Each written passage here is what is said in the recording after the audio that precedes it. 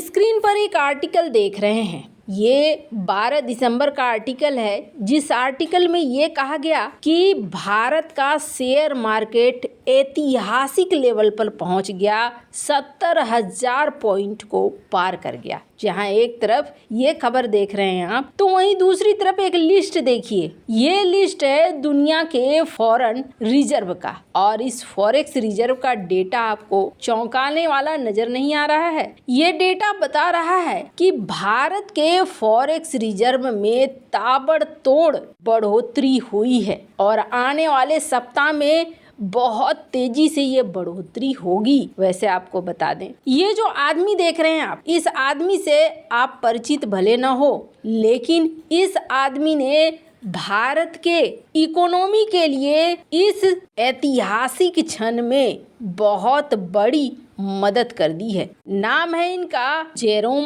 Paul. जानेंगे geopolitics में क्या कुछ चल रहा है और आखिर ऐसा क्या हुआ है जिसने भारत के लिए सारे दरवाजे खोल दिए हैं धन दौलत आने। आइए जानते हैं इन खबरों को विस्तार से। सबसे पहले बात करें दुनिया भर के फॉरेक्स रिजर्व की, तो स्क्रीन पर आप देख रहे हैं ये जो आंकड़े हैं, ये आंकड़े थोड़ा चौंकाने वाले आंकड़े हैं। दुनिया भर का फॉरेक्स रिजर्व आपको देखने को मिल रहा है और ज्यादातर साइन यहाँ पर आपको मिलेंगे लाल लाल रंग के नीचे की तरफ इशारा करते हुए, यानी कि ये डाउन में चल रहे हैं। चाहे चाइना की बात करें, चाहे स्विट्जरलैंड की बात करें, चाहे ताइवान की बात करें, ये सारे Hong Kong, south Korea, Brazil, Singapore, Germany, United state America तक की बात करें तो ये भी डाउन होता हुआ ही दिख रहा है। पर आपको बता दें, सबसे ज्यादा आश्चर्यजनक चीज दो चीजें हो रही है। टॉप 5 के आंकड़े को देखेंगे तो भारत के आंकड़े में बढ़ोतरी देखने को मिल रही है। 2.8 बिलियन डॉलर की बढ़ोतरी यहाँ देखने को मिल रही है। तो वहीं अब भारत का फॉरेक्स रिजर्व हो गया है 606, करीब 607 बिलियन डॉलर मान लीजिए। पर वहीं चाइना के केस में आपको दिख रहा है एक रेड साइन नीचे की तरफ और 42 बिलियन डॉलर यहाँ पर निकलते हुए दिख रहे हैं आपको। अब ये क्यों दिख रहे हैं तो आपको बता दें, ये इसलिए दिख रहे हैं क्योंकि चाइना अपने फॉरेक्स रिजर्व से निकाल कर काफी पैसा अपनी इकोनॉमी को बचाने के लिए लगा रहा है। ये हमने अपने कई खबरों में आपको बताया है कि किस तरीके से चाइना की बैंक, चाइना की सरकार अपनी इकोनॉमी को संभालने के लिए अपने जमा पैसे में से पैसे निकाल कर इकोनॉमी को झोंक रही है। हालांकि ये एक बुरा आइडिया है, पर फिलहाल के लिए चाइना की स्थिति यही है। चाइना अपने बाजार के रुतबे को वापस हासिल करना चाह रहा है, इसलिए यहाँ पर पैसे निकाल कर डाल रहा है। यहाँ तक कि आप देखेंगे रूस तक की स्थिति आपको बढ़ती हुई दिखेगी, लेकिन यहाँ चाइना की स्थिति गिरती हुई दिख रही है। रूस का तो और भी अलग दिख रहा है, 5 बिलियन डॉलर की बढ़ोतरी देखने को मिल रही है। पर इन आंकड़ों के अलग ऐसा क्यों कहा जा रहा है, जैसे लग रहा है कि पूरी कायनात भारत की मदद करने के लिए उतर आई है। आपको बता दें, अमेरिका का एक शख्स भारत के लिए सबसे ताबड़तोड़ खुशखबरी लेकर आया है। कुछ शेयर मार्केट के ये ग्राफ देखिए, पिछले 7-8 दिनों में आपको एक अंतर देखने को मिल रहा है और ये अंतर आपको किस तारीख का है आपको बता दें, ये 14 दिसंबर का आंकड़ा जब आप देखेंगे तो आपको दिखेगा ये ग्राफ तो अचानक से उछल कर ऊपर चला गया है। आखिर ऐसा क्या हुआ, ऐसी कौन सी खबर आ गई कि ये ग्राफ इतनी तेजी से उछल कर यहाँ पर पहुँच चुका है।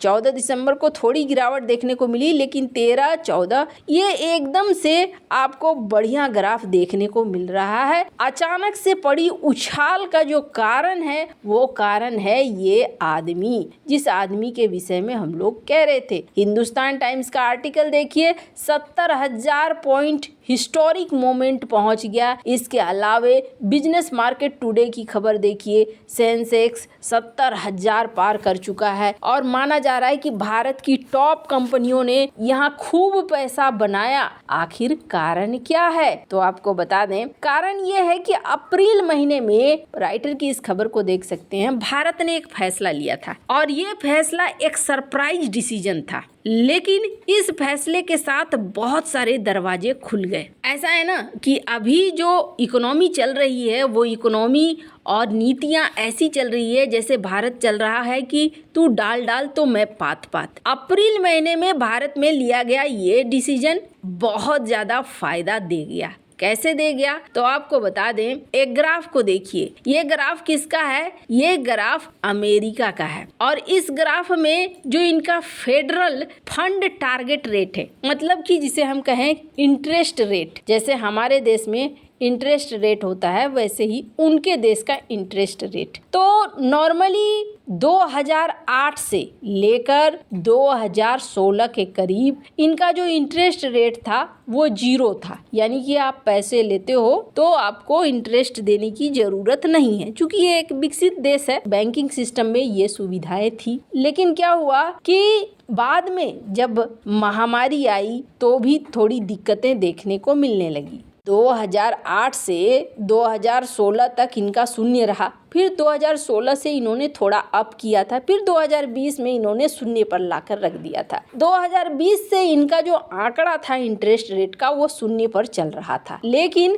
महामारी के बाद इन्हें अपने देश में पैसों की दिक्कतें सामने दिखने लगी। मार्केट को संभालने के लिए भी इन्होंने क्या किया, धीरे धीरे अपना इंटरेस्ट रेट बढ़ाना शुरू कर दिया और 2023 सितंबर तक इनका मार्केट रेट एक रेंज में आ गया, एक इंटरेस्ट रेट इनका रेंज में आ गया 5.25 से लेकर 5.5%। ये रेंज स्थापित हो गया। अब क्या होता है कि अभी इनके फेडरल चीफ, मैंने इस शख्स का नाम लिया था, इन्होंने एक बहुत बढ़िया फैसला लिया और इन्होंने कहा कि देखो अब हम इसे बढ़ाने नहीं जा रहे हैं और अगले साल हम धीरे धीरे इसे घटाएंगे और हमारा टारगेट ये रहेगा कि हम 1.5 से 1.1% के अंतर्गत लाएंगे। अब ये भारत के लिए फायदे वाला क्यों है? इनके एक निर्णय से इन्होंने ये निर्णय लिया और हमारे शेयर मार्केट में उछाल दिखा। कारण क्या है आपको बता दें, जो रेगुलर कारण है फॉरेन इन्वेस्टमेंट वो सब तो है ही।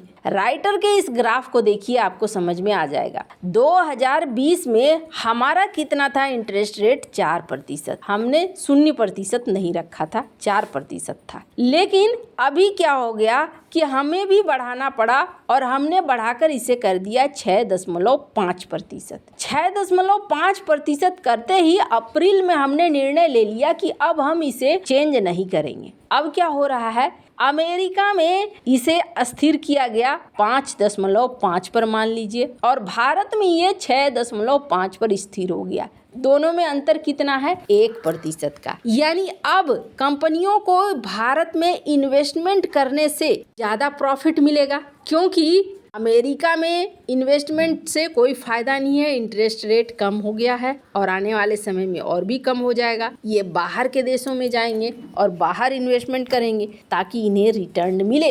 जैसे कि भारत का 6.5% है, तो अब भारत में इन्वेस्टमेंट ज़्यादा आएगी और जैसे जैसे अमेरिका में ये घटता जाएगा ये इन्वेस्टमेंट और भी ज़्यादा बढ़ता जाएगा। भारत की अर्थव्यवस्था के लिए इस समय एक गोल्डन समय चल रहा है। वैसे इन सब मामले में आपकी क्या राय है? कमेंट कर जरूर बताएं। जल्द मिलते हैं अगले वीडियो में नई खबर के साथ।